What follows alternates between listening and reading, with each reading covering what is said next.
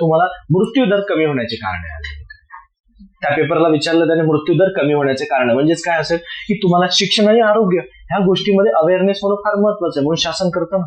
बघा, प्रत्येक गावोगावी गाडी जातं, तुमचे चेकअप होतात. मग त्यातही ते समजा एखादे गाव असू द्या, तिथे जर समजा एखाद्या स्त्रिया जर गरोदर स्त्रिया असेल, त्याच्या पोटामध्ये बाळ असेल, त्याची दर महिन्याला तपासणी केली जाते, त्याचा सकस आहार दिला जातो. बरोबर आहे. त्यांना बऱ्याच योजना चालवतात, शेंगदाणे गोळ चिक्की योजना वगैरे असे बऱ्याचशा गोष्टी त्यांना दिल्या जातात. आणि गरिबांचा सुकामेवा त्यालाच म्हणतो ना. आणि त्यांचं हिमोग्लोबिन कमी नाही होऊ देण्याचं कारण करतात. त्यामुळे रक्तक्षयाचे आजार असतो बऱ्यापैकी खेड्यातील स्त्रियांना. बरोबर, कारण त्यांचं काम जास्त आणि खाणं कमी. आणि त्यातही जर पोटामध्ये दुसरा जीव असेल तर एक जो आहार घेणार तर त्या एकासाठी नाही ना, 2 जीवाचा आहार लागणार त्या स्त्रीला. आलं लक्षात? मग 2 जीवाचा आहार जर म्हटला तर त्यांना आहार वाढलेला असायला पाहिजे ना, आणि तेही तिथे न्यूट्रिशन युक्त असायला पाहिजे.